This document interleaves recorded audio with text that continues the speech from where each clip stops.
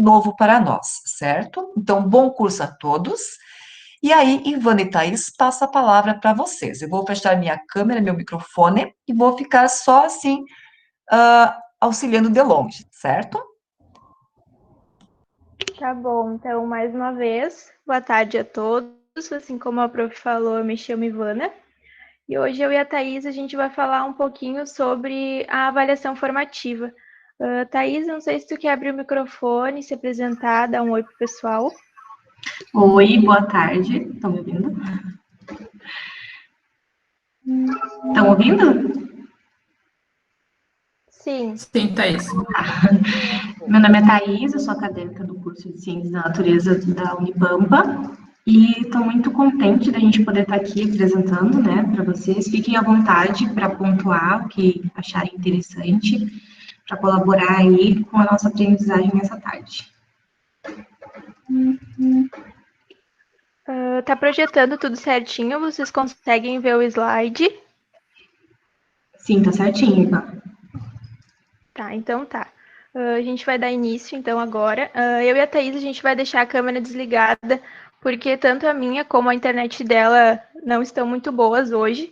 Então, a gente ficou com medo de deixar a câmera aberta e cair, né, a nossa internet. Então, a gente vai, por esse motivo, a gente vai deixar fechado. Então, aqui a gente começa falando um pouco sobre o que seria a avaliação. Então, a avaliação que se faz na sala de aula também não é uma questão técnica ou mera questão de construção e da utilização de instrumentos, nem o exercício de encaixar conhecimentos, capacidades, atitudes ou motivações do aluno numa qualquer categoria com auxílio de uma qualquer taxonomia. Então, o que é muito importante a gente lembrar é que a avaliação ela é um processo desenvolvido por seres humanos e para seres humanos. Então, a gente sabe que avaliar envolve valores éticos e também situações ligadas à realidade do aluno, à escola onde a gente trabalha e também às nossas realidades, né, como professores. E, nesse sentido, a gente reforça que o avanço que se coloca hoje para avaliação é construir ela como uma parte desse processo de ensino-aprendizagem. Então, no auxílio desse processo, não mais como uma atividade em momentos pontuais.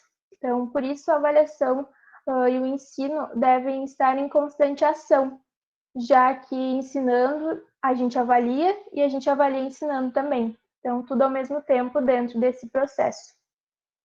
É importante também a gente ter em mente que não significa que a gente tenha que diminuir o nosso processo avaliativo e pensar só em diminuir as provas, por exemplo, nesse processo de ensino-aprendizagem, mas sim criar uma ligação maior entre esses dois, então, o processo avaliativo e o processo de ensino-aprendizagem. Outro ponto também é compartilhar as ações do processo avaliativo entre os envolvidos, discutir sobre os instrumentos avaliativos e lembrar que eles não são úteis só para medir, verificar e classificar o que o nosso aluno aprendeu, mas também para nos informar e a gente ter uma noção da possibilidade da troca e de uma construção constante da aprendizagem desses alunos. E aí também a gente queria ouvir um pouco de vocês sobre o que vocês pensam, o que vocês já sabem sobre a avaliação formativa. E aí a Thaís vai colocar esse link aí no chat. E aí eu gostaria que vocês entrassem nesse link e respondessem uma perguntinha que tem lá. Importante, não coloquem como comentário, cliquem no maisinho que vai aparecer no cantinho da tela, para poder estar gerando ali uma nova colagenzinha, que deve ficar ali a opinião de vocês.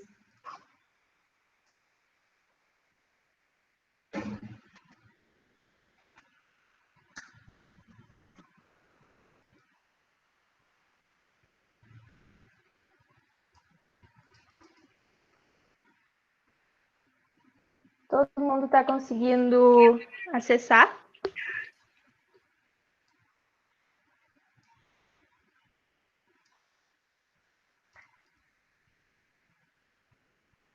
Eu já estou vendo aqui que a gente tem algumas respostas. Se vocês quiserem colocar o nome, podem colocar. Se não quiserem, também não tem problema.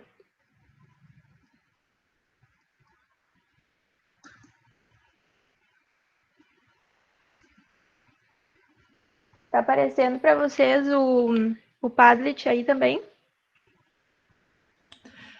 Sim, Ivana. Tá bom.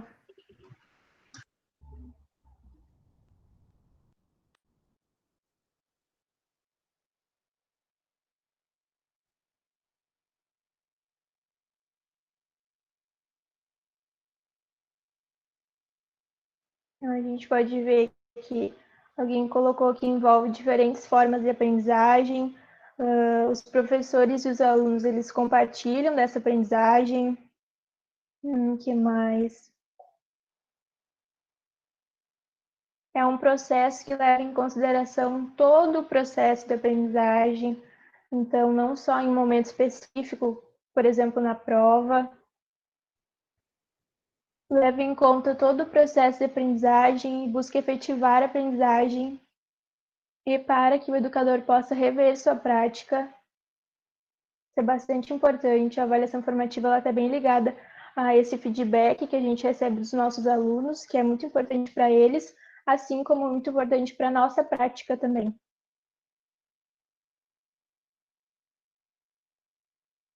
Mais uma ali que fala todo o processo de aprendizagem.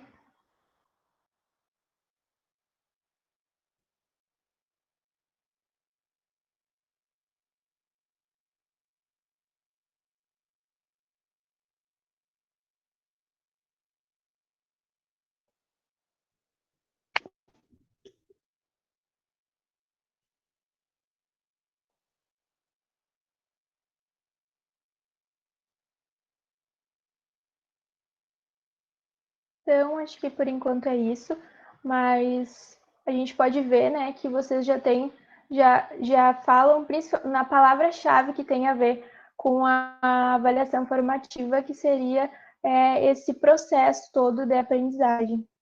Tá entrando mais coisas aqui. Eu acho que depois, no final, se a gente tiver mais um tempinho, a gente pode voltar aqui e dar uma olhada. Vou compartilhar os slides novamente. Muito obrigada pela participação de vocês.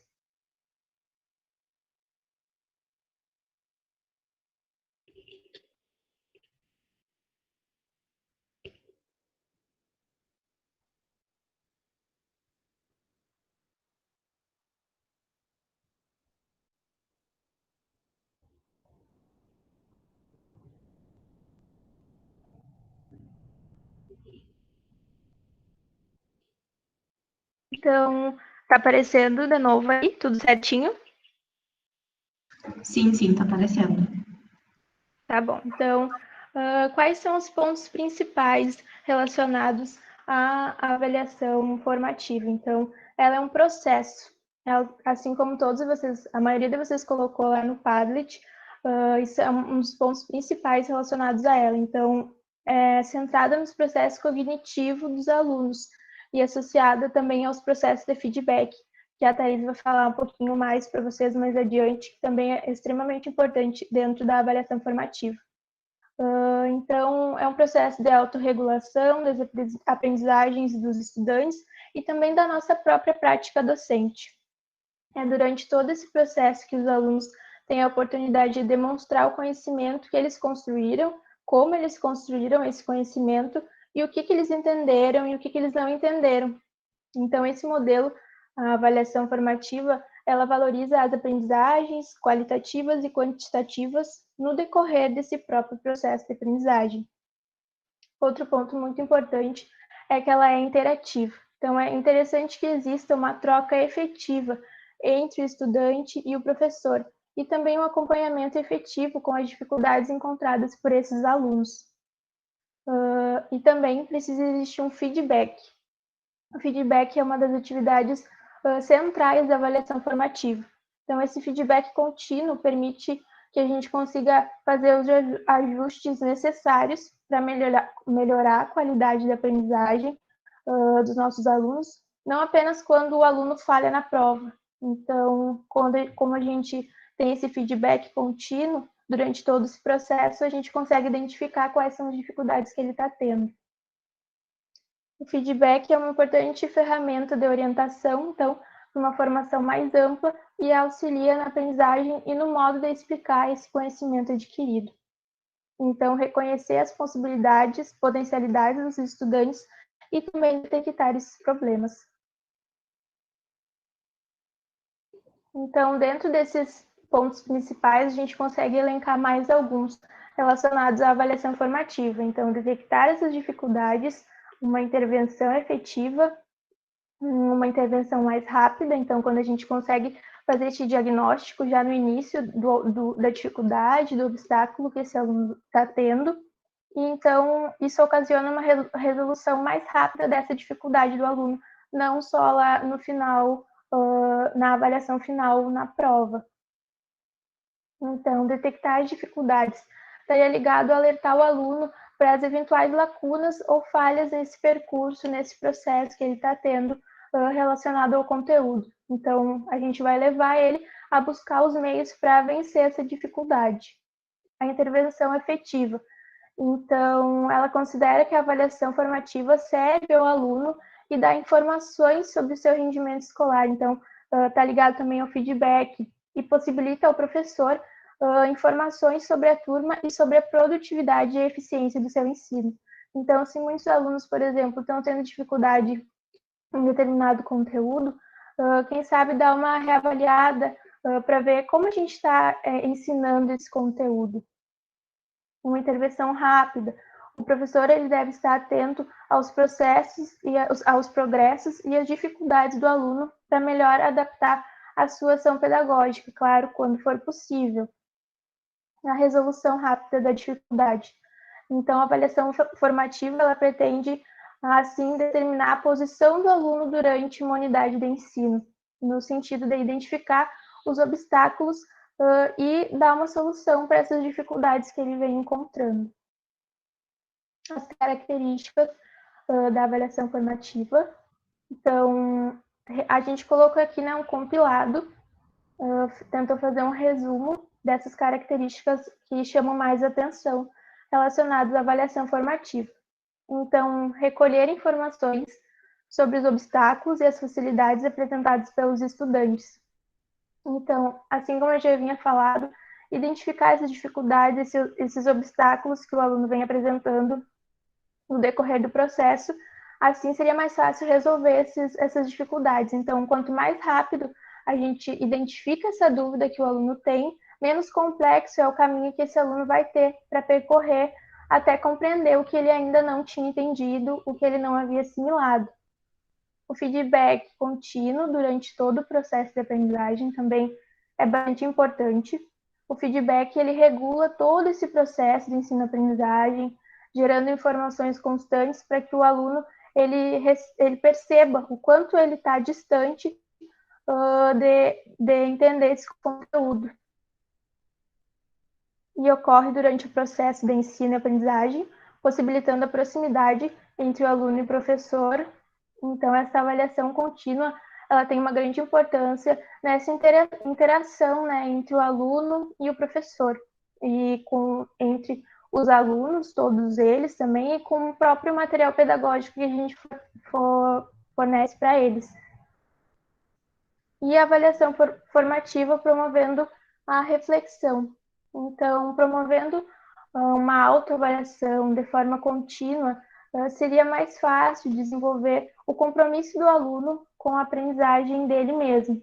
A gente sabe que não é uma tarefa fácil, mas são esses pequenos passos que a gente pode contribuir para iniciar esse olhar diferenciado sobre a avaliação. Então, pensando nessa autoavaliação também constante, ela pode ser aplicada através de materiais de correção que os alunos vão usar ao longo do processo, por exemplo. E é claro que isso não significa que a gente tenha que abandonar as outras formas e outros instrumentos, como as avaliações do tipo prova, mas acolher a autoavaliação como uma forma de avaliação também.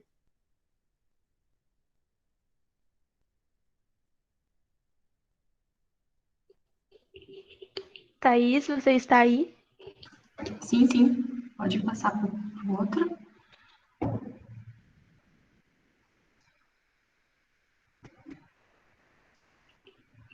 Então, aí agora a gente vai falar um pouquinho, né, sobre o que os nossos documentos oficiais eles dizem, né, principalmente a BNCC e a LDB. Então, a BNCC, ela diz ali, tem parte no texto da BNCC que diz que o método avaliativo, né, tem que construir e aplicar os procedimentos de avaliação formativa de processos ou de resultados que levem em conta os contextos, as condições de aprendizagem, tomando tais registros como referência para melhorar o desempenho da escola, dos professores e dos alunos. Então, a avaliação formativa, ela ultrapassa o ambiente da sala de aula, né? A avaliação formativa ela ultrapassa o ambiente da sala de aula, ou seja, a escola ela também tem que estar tomando nota de como está sendo o processo de aprendizagem do aluno, né? Não se limitando somente ali. A gente pega alguns exemplos aí, por exemplo, a entrega de notas, que aí o pai vai lá conversar com a coordenação da escola e a coordenação trata ali como se o caso fosse específico, né? O aluno foi com nota baixa. De repente, quando vai se analisar, 80% da sala foi com uma nota baixa, por exemplo. É um caso de uma escola, de uma coordenação que não está focada ou não está deslapsa nesse sentido de estar vendo como está ocorrendo essa avaliação formativa, né? Não teve acesso a isso antes de acontecer de fato aquilo, né? Se a coordenação, todo o ambiente escolar tiver ali a parte que está acontecendo na formação do aluno, a gente consegue eliminar esses tipos de acontecimentos. Então, a avaliação formativa, ela serve tanto para a escola em si, né, tanto para a parte da coordenação acadêmica, tanto para os professores e para os alunos. Pode passar.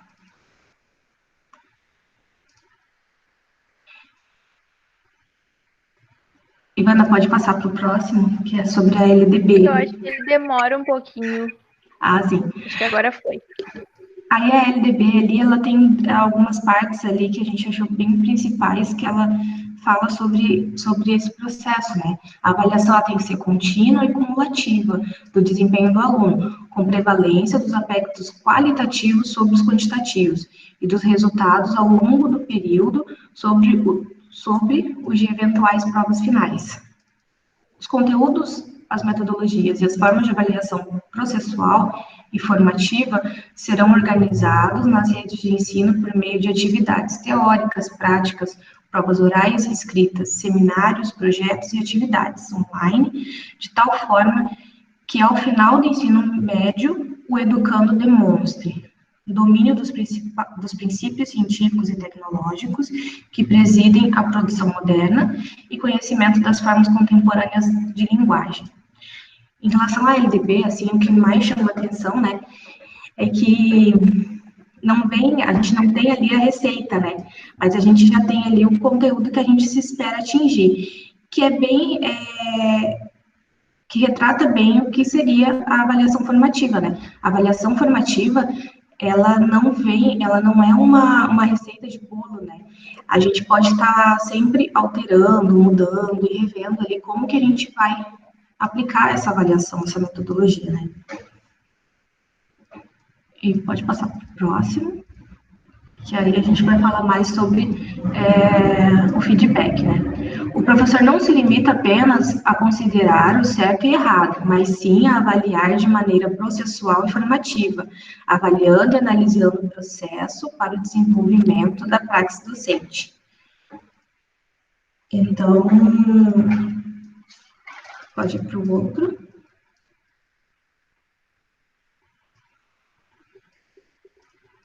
Então, nesse sentido, a avaliação ela serve para a gente entender o percurso que o aluno está percorrendo, né? O desenvolvimento da avaliação formativa depende de verificar se os dispositivos pedagógicos utilizados do professor estão sendo adequados, verificar como estão sendo realizadas as aprendizagens e desenvolver permanentes alterações ou ajustando com a vista ao seu aperfeiçoamento. Então, a avaliação formativa, ela é um caminho, tanto para o professor quanto para o aluno, para a gente poder estar vendo e ajustando como que que essa aprendizagem está chegando, se ela está chegando ali, se não está tendo nenhum ruído, se está chegando corretamente ao aluno, né? Aí pode passar.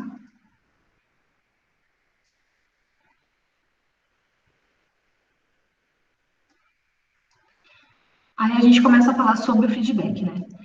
O feedback, ele é uma das ferramentas mais importantes, né? O feedback e a autoavaliação, eles são extremamente importantes para que a avaliação formativa ela ocorra. Então, o feedback ele deve ser encarado como um processo onde tanto o professor quanto o aluno se modificam nas atividades de ensino e aprendizagem. Existe uma interação aberta entre o professor e o aluno, e tem como ponto fundamental o diálogo, que serve para ocorrer de maneira informal, dinâmica e desprovida de preconceitos. Então, o feedback ele tem que sempre ocorrer de maneira dinâmica e informal, para que a gente possa também ter uma liberdade ali com o aluno, para que ele também não se sinta em uma situação ruim ali naquele momento. E, me fugiu a palavra.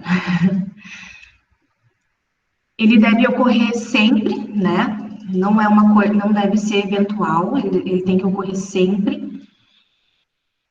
Pode passar, Ivana. Eu vou lembrando. Quanto mais diversificados os instrumentos de avaliação, mais será possível encontrar feedbacks capazes de fornecer um real cenário do processo de ensino e aprendizagem. Então, conforme a gente tinha falado anteriormente, né, o feedback ele tem alguns caminhos para que ele ocorra de uma forma efetiva, né? Ele deve sempre pontuar, né? Tem que ocorrer sempre em um momento oportuno, próximo possível ao evento ou atividade, ou seja, a gente faz uma atividade com o aluno, a gente já tem que dar aquele feedback, tem que já ser dado ali naquele momento, para que ele já possa procurar corrigir o que fica pendente em suas atividades, né? Comece sempre solicitando uma autoavaliação, tá? Outro ponto importante também é que o feedback parta sempre inicialmente do aluno, né? Comece pelos pontos positivos observados, crie um ambiente acolhedor, restringe-se ao que foi observado, né? A gente nunca pode cobrar aquilo que a gente realmente não avaliou ou que não estava proposto naquela atividade. Por mais que o aluno ele faça algo, olha, além daquela atividade, mas vamos procurar no feedback sempre observar aquilo que está sendo realmente proposto ali. Seja específico e o mais descritivo possível. Evite dar um grande volume de feedback negativo de uma só vez, né? E outro aspecto também pode para o professor, né, o feedback, ele indica o desenvolvimento do seu programa pedagógico e quais as alterações a fazer para aperfeiçoar o processo de ensino-aprendizagem. E para o aluno, indica as etapas ultrapassadas e as dificuldades, né, no que ele pode estar sempre melhorando ali dentro daquele processo.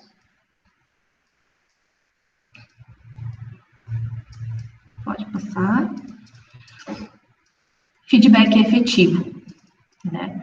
Ele é regular, aquilo que a gente tinha falado, ele tem que sempre estar ocorrendo, bidirecional, ele tanto é para o professor quanto para o aluno, enfatiza os pontos positivos e negativos, mais os positivos, desperta a autorreflexão do aluno, auxilia a melhora e o desempenho, ele tem que sempre ser motivador, é parte do processo de aprendizagem, faz conexão entre o aprendizado e a realidade, aperfeiçoa as habilidades de ensinar e aprender. Foca no comportamento observado. Esse foca no comportamento observado também é um item muito importante, porque o aluno, por exemplo, no próximo slide tem os negativos, e aí nessa parte do foca, ele diz, no comportamento observado, ele diz para a gente não levar em consideração a parte pessoal. Por exemplo, quando eu vou passar um feedback para um aluno, evitar dizer para o aluno, por exemplo, nossa, fulano, você tem muita aptidão para a história, como você é bom em história. Você está limitando aquele aluno a aquele componente, né? Diferente de você dizer para ele, nossa, como você se desempenhou bem, como você estudou, como você teve um bom desempenho, como você procurou melhorar o teu desempenho, né? Então, ele vai ele não vai limitar aquilo simplesmente aquele conteúdo, né? Ele vai se focar no esforço que ele teve para exercer aquela atividade. Observação e comentários específicos. Então, nunca dizer para o aluno assim, nossa, você foi muito bem. Tá, mas ele foi muito bem em quê? Então, a gente tem sempre que estar avaliando e sempre colocar ali, especificar, olha, você foi bem nisso, porque ele vai sempre estar melhorando aquele ponto, né? Sempre focando nisso, não vai se dispersar no meio do caminho. Pode passar para o próximo. Aí vem o inadequado, né? Que já são os introversos daquilo que a gente já estava falando, né? Ocasional, unidirecional, eu não posso simplesmente aplicar o feedback no meu aluno e eu mesmo não ter um feedback do que o aluno está ali realmente achando do meu componente, né?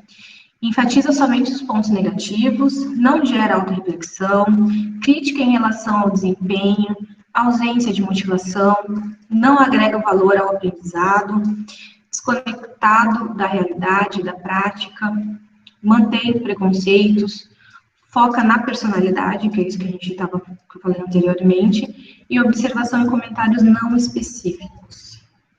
Seria tudo diferenciado do que a gente já estava falando.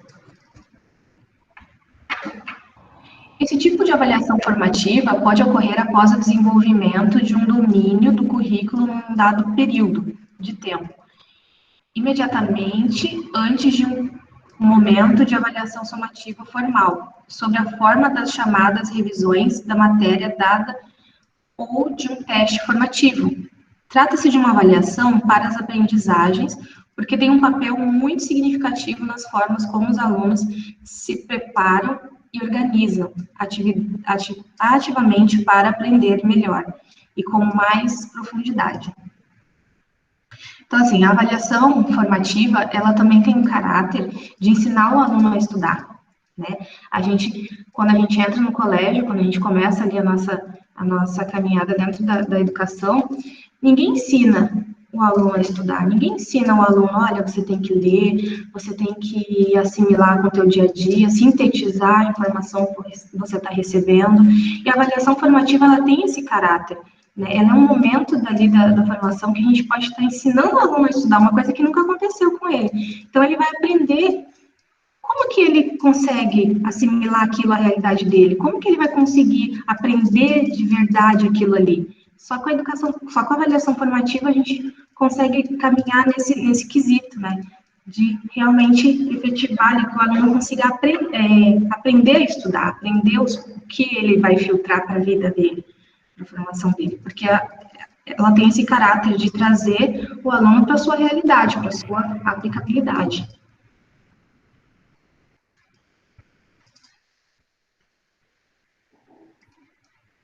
Então, como podemos avaliar de maneira formativa? Então, o primeiro passo é pensar quais situações são possíveis de serem avaliadas no cotidiano da sala de aula. Então, se vocês quiserem, vocês podem ir colocando aí no bate-papo como vocês têm avaliado de maneira formativa o aluno de vocês, ou como vocês imaginam que isso pode acontecer. Quem quiser pode ir colocando no bate-papo. Eu não consigo ver agora, porque eu estou projetando, mas depois a gente pode entrar nessa discussão também. Se vocês quiserem ir colocando, podem ir colocando. Mas a resposta seria bem simples, então, e bem óbvia. Todas as situações, elas podem ser avaliadas. Então, registrando os fatos e tomando uma atitude frente ao que está sendo verificado, são essas o que chamamos de apreciações devolutivas. Então, a gente pode começar a pensar que a avaliação ela não se encerra quando a gente corrige a prova do nosso aluno. O ato de avaliar ele está ligado à coleta, à análise e principalmente à interpretação desses dados que a gente obteve através dessas avaliações. Pensando dessa forma e tentando focar nesses processos, sem ignorar, claro, o produto, a gente pode interagir de maneira mais tradicional com a avaliação formal, mas também a gente pode intercalar com novas ideias que vêm surgindo. Então, para a gente desenvolver esse processo avaliativo, a gente não pode esquecer que, primeiro, a gente precisa tomar uma atitude no sentido de modificar a situação verificada, e aí sim a gente vai estar avaliando. Então, seguimos com a pergunta: como podemos avaliar de maneira formativa? Então, quando o aluno ele solicita a nossa ajuda para resolver uma questão, isso pode ser avaliado de maneira formativa. Durante a correção dos exercícios em sala de aula, a gente está avaliando de maneira formativa. Através de dificuldades detectadas em realizar dificuldades ou pesquisas extra-sala de aula. Através do uso de experiências pelos próprios alunos na explicação de conceitos. Através da forma de organização e apresentação dos trabalhos dos alunos. Através de exemplos de comportamentos e depois observação de sua aplicação em situações posteriores, e através da verificação de caráter mais formal, como provas escritas, dissertativas, de questões objetivas ou práticas, ou também as menos formais, como observações e entrevistas.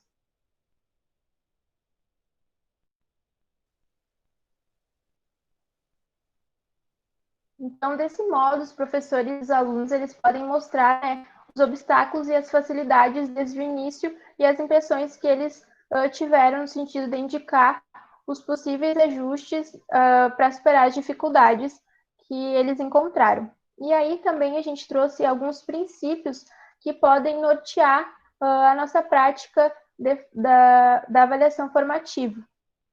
Então, o primeiro princípio é preciso abrir mão do uso mais autoritário da avaliação. Então, é importante descartar a ideia de controle, especialmente daqueles alunos considerados mais descomprometidos, uma vez que o nosso objetivo é saber o que ele aprendeu ou não do conteúdo. Então, é importante a gente focar no objetivo principal da nossa avaliação e não considerar a avaliação só como uma verificação dessa aprendizagem final. Deixando clara essa função da avaliação, então, a gente pode desempenhar e se concentrar para que aconteçam as mudanças da nossa prática quando for possível. Mesmo que no início pareça algo muito distante, só da gente estar pensando sobre essa mudança já é alguma coisa nesse sentido. O segundo princípio é preciso alterar a metodologia de trabalho em sala de aula. Então, a avaliação formativa, ela requer novas práticas metodológicas, partindo de onde os alunos estão e não de onde eles deveriam estar. Dessa forma, não importa o tanto que já foi dado, e sim o que foi realmente assimilado por esse aluno. Então, a gente pode pensar nos conteúdos e nas metodologias que a gente vai utilizar na nossa sala de aula de forma mais participativa. Então, explorando a nossa criatividade, a gente pode fazer com que nossos alunos eles se interessem mais pelas nossas aulas. Claro que a gente sabe que não é nada fácil essa construção, quando a gente tem muitos alunos, muitas turmas, quando a gente tem pouco tempo para desenvolver essas atividades. E entre outras tantas dificuldades, né, que surgem no dia a dia. Mas é importante para a avaliação incentivar, instigar o estudante, por exemplo, a prática de perguntar durante as aulas, que muitas vezes, mais importante do que ele responder uma pergunta, é ele conseguir formular essa pergunta.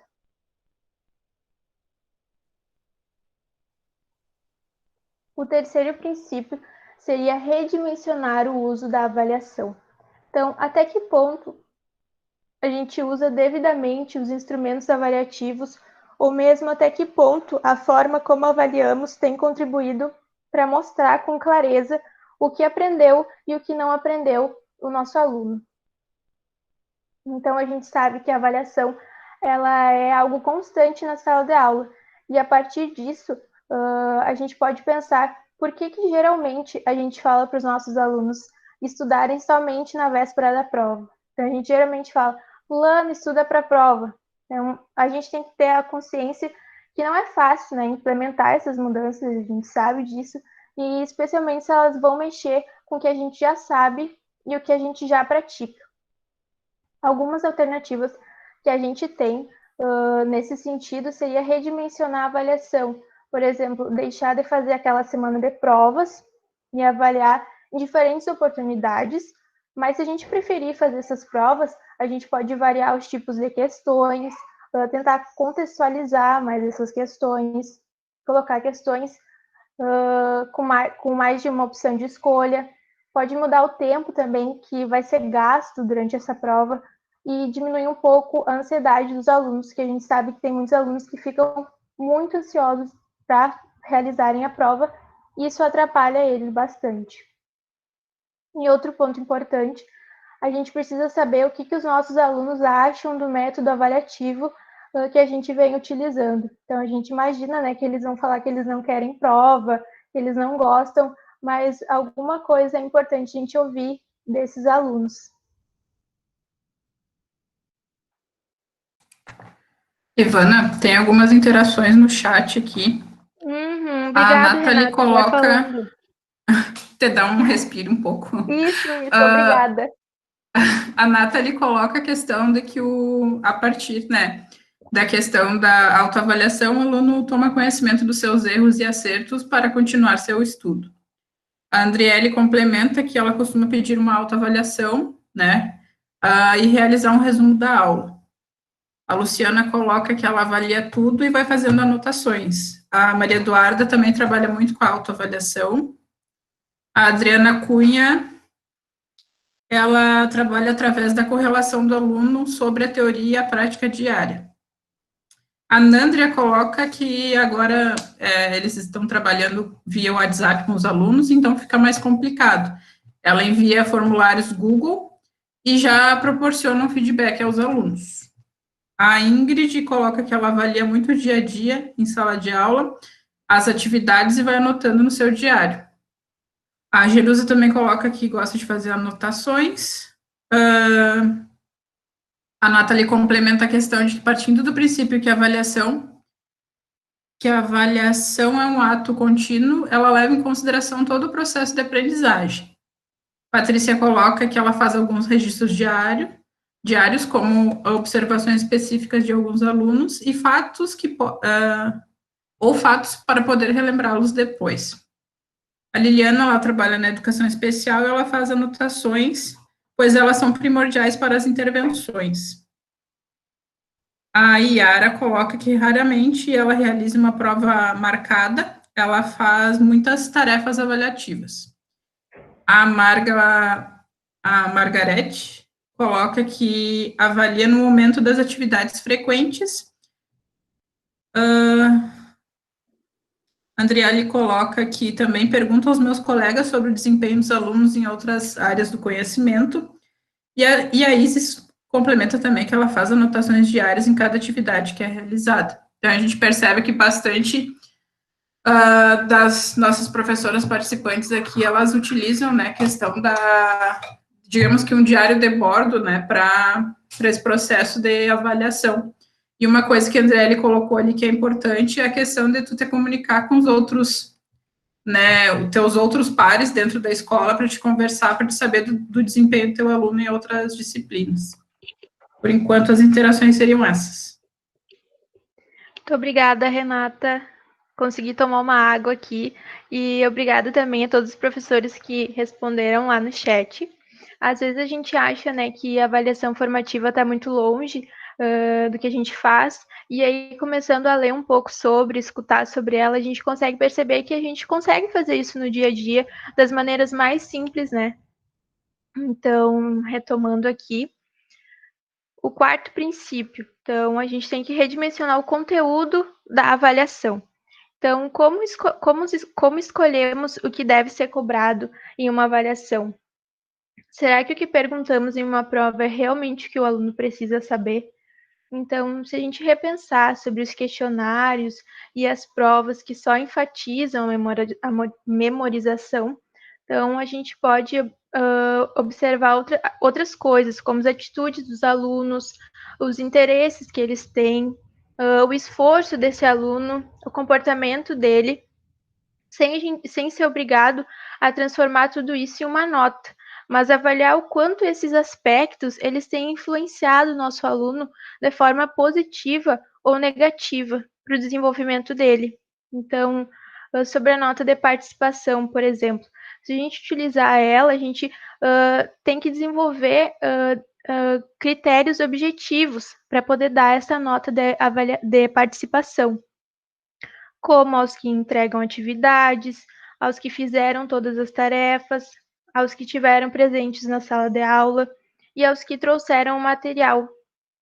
Então, a gente pode avaliar quantitativamente aspectos mais objetivos. Então, para que a gente não caia no erro de avaliar de forma subjetiva.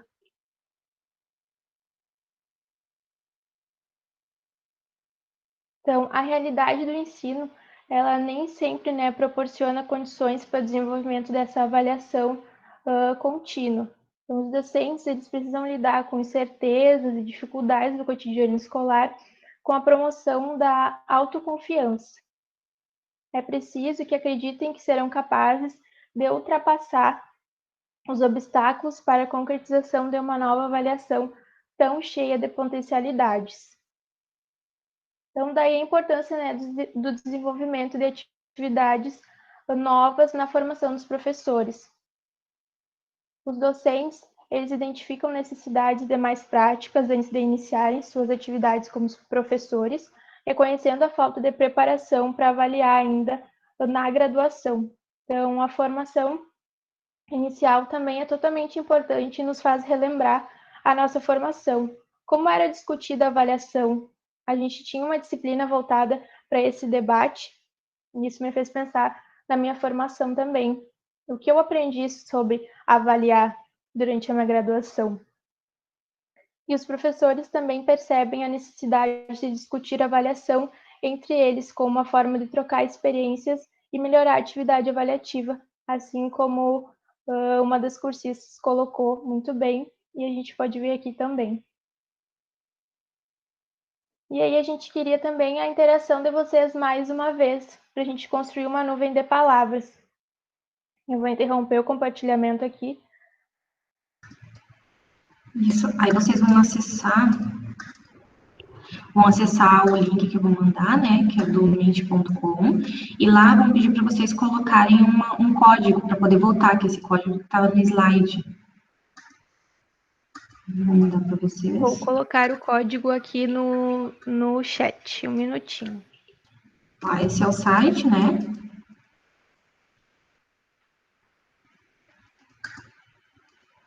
Quarenta e seis, 72, 44.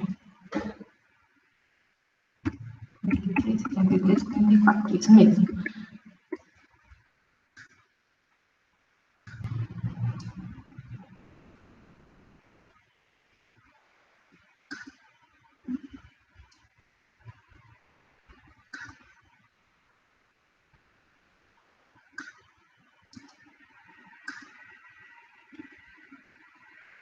Só respondendo a pergunta da Jerusa, agora, depois da atividade das meninas sobre a nuvem, a gente vai disponibilizar a lista de presença.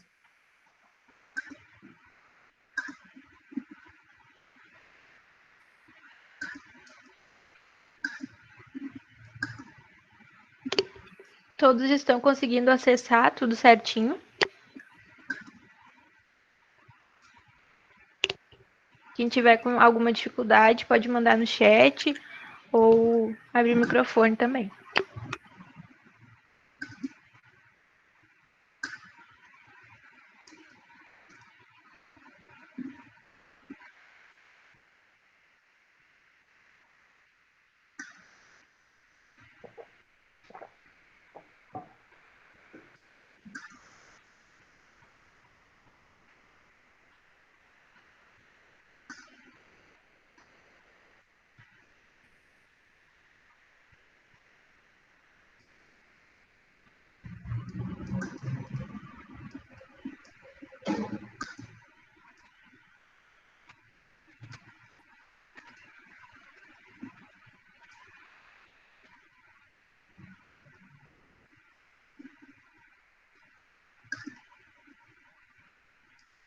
Eu já vi aqui que já tem 3 respostas já.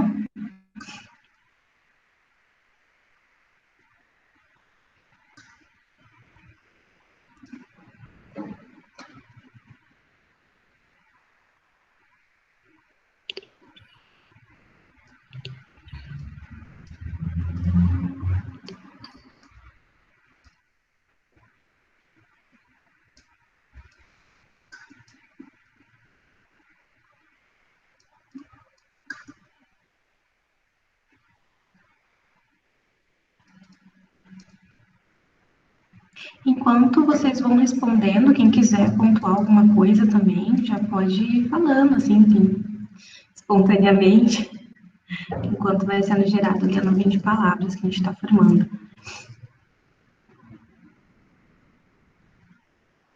Pode participar por livre e espontânea pressão. Brincadeira.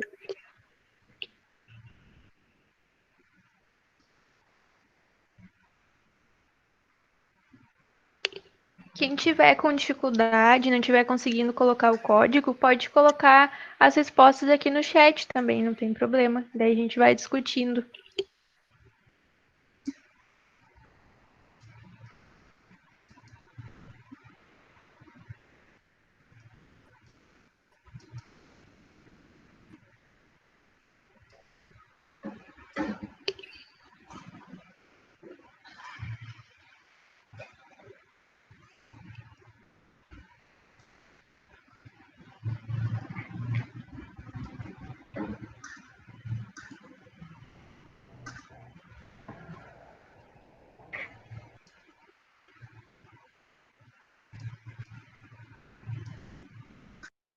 Oi, gostaria de dar uma colaboração. Olá, Oi, fica à vontade. assim, ah, muitas vezes eu costumava passar folhinha, sabe, fazendo 1, 2 vezes por trimestre, de como estava indo, né, o andamento das aulas, questões que tivessem ficado para trás, alguma dúvida, e como que os alunos estavam sentindo os trabalhos, porque eu não faço prova, eu sou professora de artes, então, assim, a gente vai fazendo trabalhos continuamente, né, a cada conteúdo novo. E aí eu gosto, aliás, né? É que agora à distância eu não tenho feito isso. Mas eu gosto bastante de ter esse feedback deles através da escrita ali, mesmo sem se identificar, eles não precisavam assinar. Mas eu deixava sempre espaço para eles falarem sobre como eles estavam se avaliando, né? Eles estavam se doando inteiramente para as aulas e para as atividades, e também como eles estavam avaliando a professora. E às vezes, coisas pequenas eles elogiavam bastante, e outras que a gente nem imagina, que eu nem imaginava que podia estar sendo chato ou difícil para eles, acabava aparecendo ali. Então, claro que eu nunca usei o nome de feedback, né? Eu sempre trabalhei com eles, gente, vamos trocar, fazer uma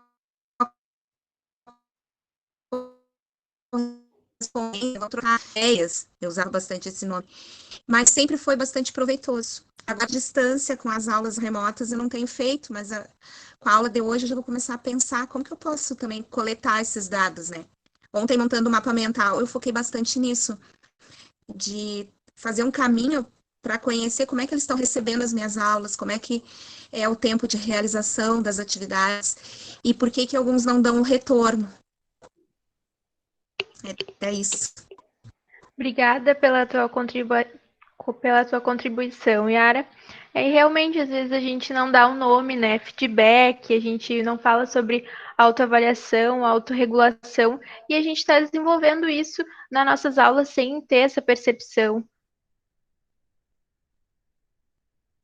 Ivana, se me permite, eu acho que tem um outro aspecto muito importante na fala da professora Yara, que é a questão da bidirecionalidade, né?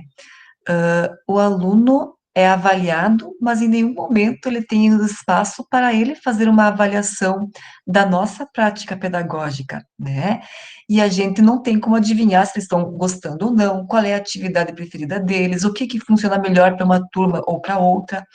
Então, abrir esse espaço de comunicação para que eles também possam, vamos dizer assim, avaliar o professor, e o professor estar levando em conta isso para o seu próximo planejamento é algo muito importante e que muitas vezes ajuda a derrubar aquele muro que se coloca entre o professor e a turma, no sentido de relacionamento, né? Então, é algo bem importante, Yara. E eu gostei também que você falou que vai repensar agora como fazer isso, né, nesse momento de ensino remoto, tá? Ivana, desculpe, eu tive que interferir porque essa fala me chamou muita atenção. Imagina, prof. Não sei se alguém mais quer dar alguma contribuição. Como vai a nossa nuvem de palavras aí, Thaís? A gente já tem aqui 21 respostas. Não sei se já querem encerrar. Tem alguém ainda que está tentando. Tá, deixa aberto e já projeta aqui para o pessoal ver o que apareceu, de repente as palavras, né, se repetiram, que acho que também é algo importante nesse momento, a gente não se sentir sozinho, né? O compartilhar também os anseios, as dúvidas. Eu vi que hoje vocês compartilharam várias estratégias de avaliação, ah, algumas são similares, outras não, então acho que é interessante compartilhar o resultado da nuvem aqui, tá? Nem que não terminaram de responder ainda, a gente tem como fazer isso, né? Pode deixar em aberto e só para a gente já ir visualizando, tá? Só um momento.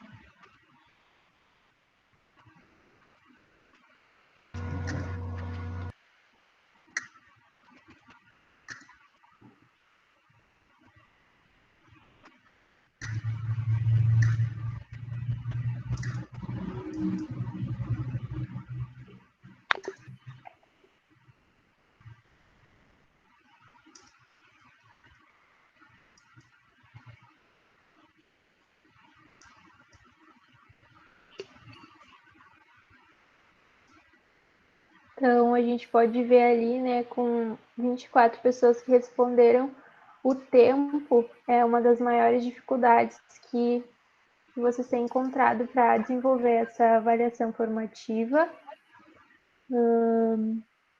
Acompanhamento, as dúvidas. Estou vendo ali muitas turmas, imagino que a quantidade de turmas e de alunos, então, entender, né, como está acontecendo, ocorrendo esse processo de ensino-aprendizagem de tantos alunos, com tantas turmas diferentes, com tantas formas diferentes de aprender, deve ser bastante difícil.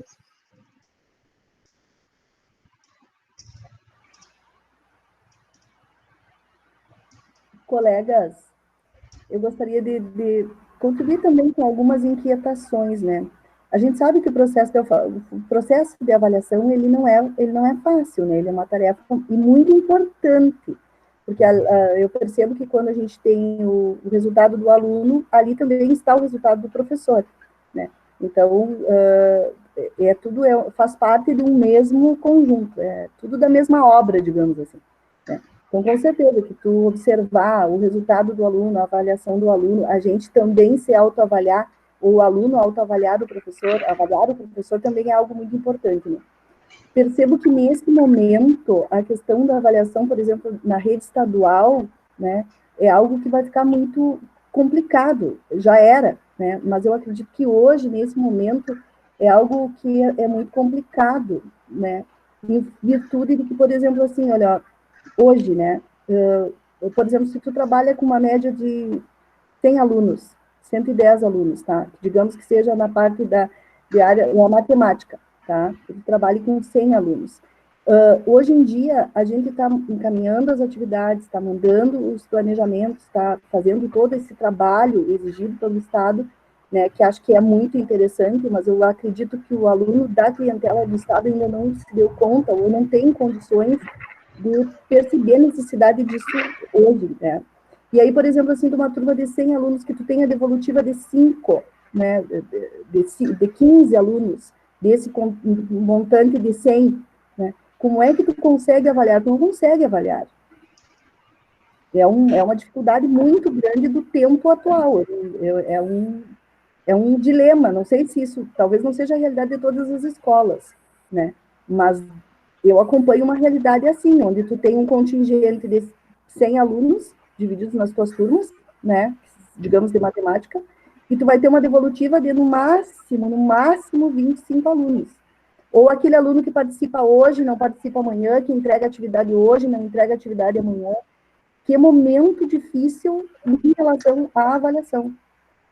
Tu não consegue, tu te esforça bastante em elaborar os materiais, tu te esforça bastante lá no Classroom em fazer questionários Google, em fazer Kahoot, em fazer N coisas diferentes, mas o teu público-alvo é pequeno, até para te testar se aquilo ali deu certo ou não deu certo. Vejo uma coisa bem complicada nesse momento, nesse sentido da avaliação. Sandra, a tua fala é muito interessante em vários aspectos. Primeiro, essa realidade não é só tua, né? Tem já algumas falas aqui no chat sobre isso. Tem um outro grupo de professores que a gente está em formação, um outro grupo de pesquisa que também relata essa dificuldade na questão do retorno por parte dos alunos, né? Os professores estão se empenhando no que é possível para encaminhar a atividade, mas eles também não têm como ir lá na casa do aluno, pegar na mão dele e dizer façam, né? E, infelizmente, uma boa parte desse problema é em função de que a gente vive num país que não valoriza a educação, né? Isso é fato, né? A educação, ela ainda é vista, a escola é vista como algo obrigatório, né? O aluno não está ali pelo prazer de aprender, e não sei o que a gente pode fazer para mudar isso, né? Como fazer o retorno, né? Como fazer a avaliação dos alunos nessa situação? Talvez agora não há o que fazer, mas vai ter um momento que estaremos juntos presencialmente novamente, e é um aspecto que tem que ser discutido com os próprios alunos ou dentro da escola com a equipe, né, no sentido de que, primeiramente, os alunos têm que valorizar a questão do ensino, da aprendizagem, né? Se eles não retornaram, me parece que falta essa valorização, mas aí talvez uma das soluções que eu imagino é que na volta se converse com eles, né? Eles têm que perceber que eles não fizeram a parte deles, né? Mesmo os professores fazendo o possível e o impossível para alcançar eles, né? Então, assim, Sandra, é um anseio, uma angústia de muitos professores, não só tua, e a gente tem que fazer o que está dentro das nossas possibilidades. Nem tudo é responsabilidade do professor, né? Me chamou a atenção na nuvem de palavras a questão da família, né?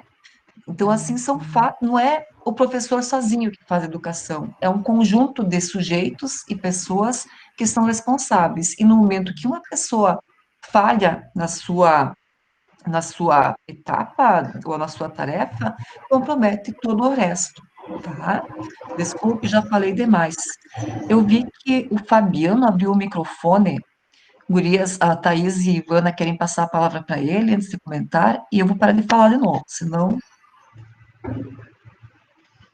Oi, pode sim, pode falar.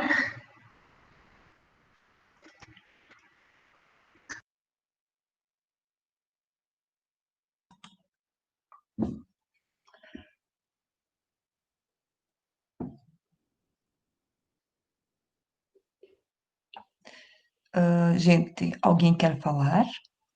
Senão a Ivana e a Thaís retomam.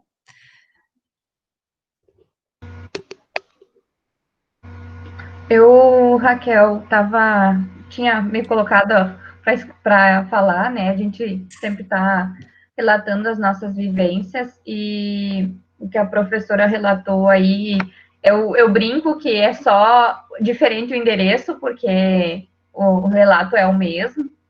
E o que a gente vem buscando, eu tenho orientação, né? E eu retorno agora às atividades segunda-feira, e eu li o documento orientador, né, da parte do Estado, passei para as demais pessoas também para darem uma olhada, e eu percebi que a gente precisa, enquanto professor, né, falando enquanto professor que tenho ciências nas outras 20 horas, a gente precisa ter esse registro, tá? Então, é bem como a prof. Raquel falou, a educação não se faz sozinha, a gente tem uma desvalorização muito grande, Mas enquanto período de isolamento, enquanto segurança para nós professores com relação ao trabalho, né, da docência, ter esses registros bem fortes, né, foi encaminhada a atividade, por exemplo, a minha realidade, eu estou pensando seriamente em talvez ir até a rádio, explicar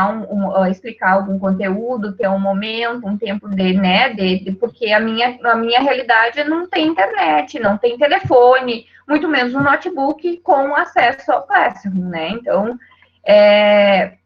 quando eu li esse documento na sexta-feira, eu fiquei bem, assim, abatida, né? Porque eles falam até a questão de que a retenção dos estudantes deve ser evitada, então a gente vai ter que ter esses conselhos de classe virtuais que fala no documento, a gente, enquanto conjunto de professores, ter que dialogar. A nossa escola vem trabalhando da seguinte forma, né? Nós temos uma meta de folhas, né? Tudo é impresso, mas todos os professores têm ciência do que cada professor está trabalhando, né? Então,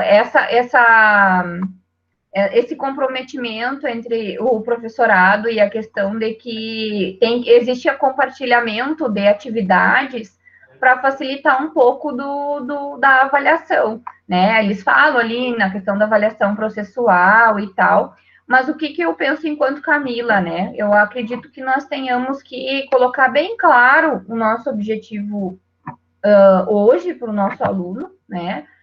Eu preciso desenvolver a habilidade dele entender o que é uma fotossíntese. Muito bem, então eu vou providenciar uma observação ao longo do período, onde ele observa a questão das folhas verdes e à medida que vai descolorindo, perdendo a sua vida, né?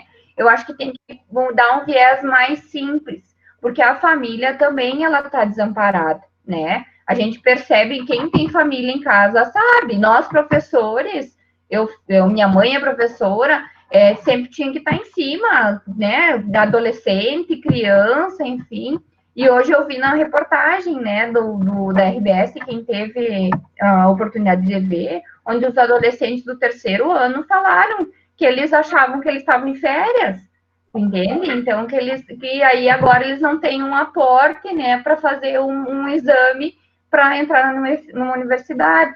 Então, eu acredito que nós temos que pensar em coisas simples, não coisas mirabolantes, fazer o que tem de acordo com a nossa realidade e não ter muitas expectativas para um retorno, né? Eu tenho pensado já esse final de semana há muito tempo com relação a isso, né? De não ter tanta expectativa, porque a gente não vai resolver todos os problemas e a gente não pode carregar o mundo nas costas, né? Então a gente vai ter que planejar simples, né? Ter um planejamento bem simples.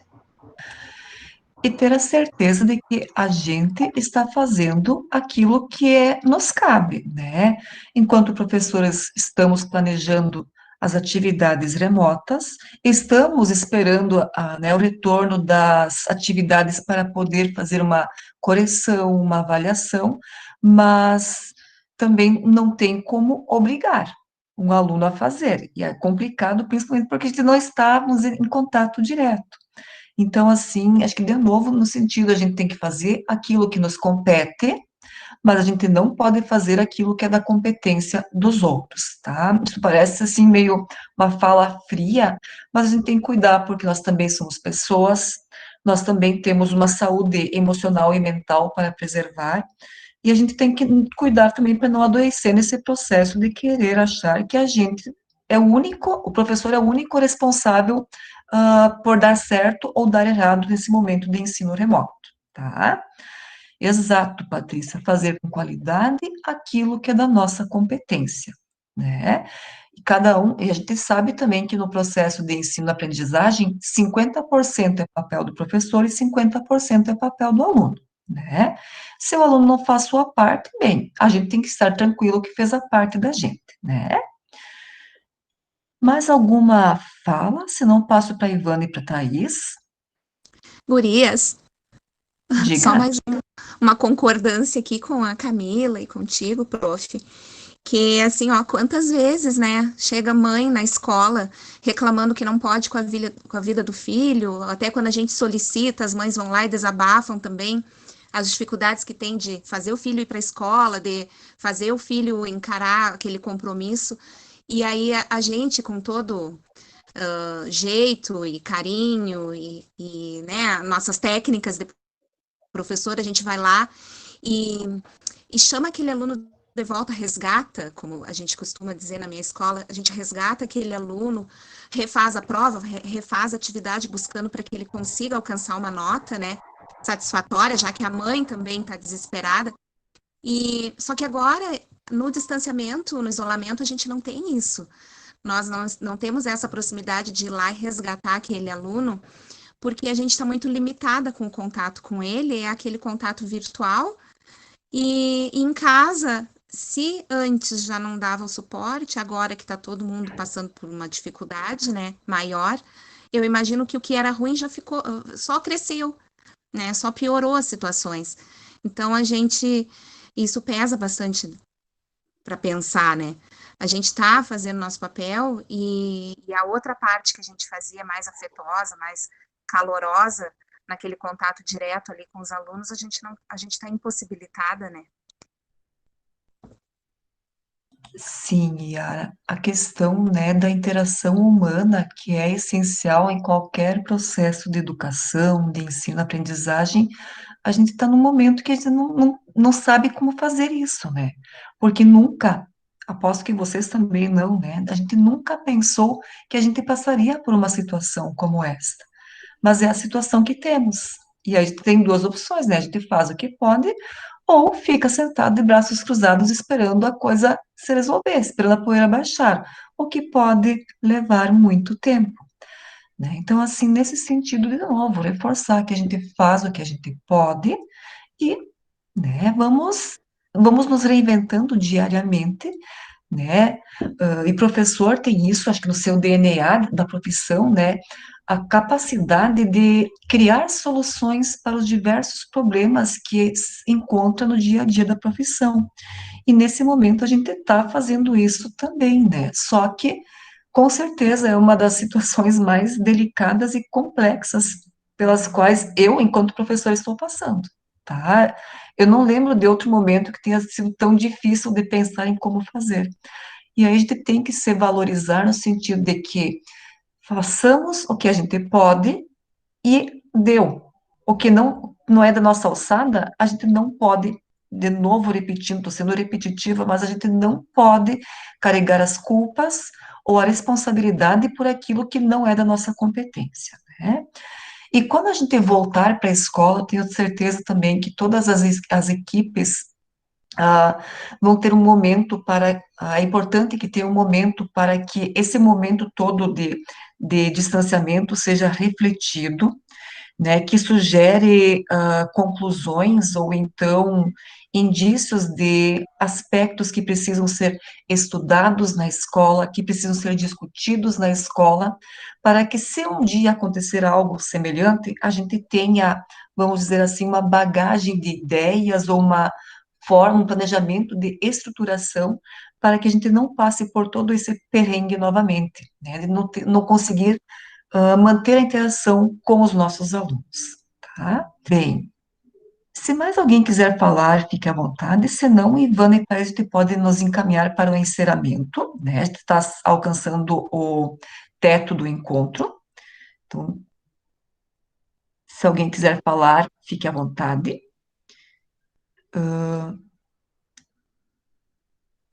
Eu gostaria muito, Acho então, que eu só vou projetar aqui a nossa ideia de tema de casa para falar um pouco. isso. Perfeito, Ivana. Professora, enquanto a Ivana vai projetando ali, queria só falar um negócio, assim, né? Eu tô vendo que todo mundo ali estamos falando bem sobre essas dificuldades dos professores, e eu, assim, enquanto acadêmica, né, enquanto futura professora, né, eu só queria dizer, assim, para os professores que estão presentes, né, que a gente tá no curso, a gente quer ser professor, não é por causa do sistema, não são por causa dos documentos, podem ter certeza, não é por causa da política, são por causa dos profissionais que a gente tem como exemplo. Porque a gente sabe que realmente não tem um amparo, né? Igual eu falei anteriormente, não sei se foi compreendido, mas a gente tem o resultado, né? O que o sistema espera da gente. E as formas como isso vai acontecer, como a gente vai alcançar os resultados que esperam da gente, é só a gente que tem ali, infelizmente, a gente observa isso.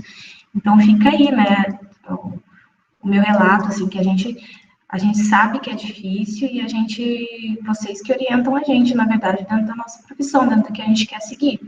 Porque, realmente, a legislação, os documentos, aquilo que se espera, é realmente um caminho bem difícil para ter esse resultado.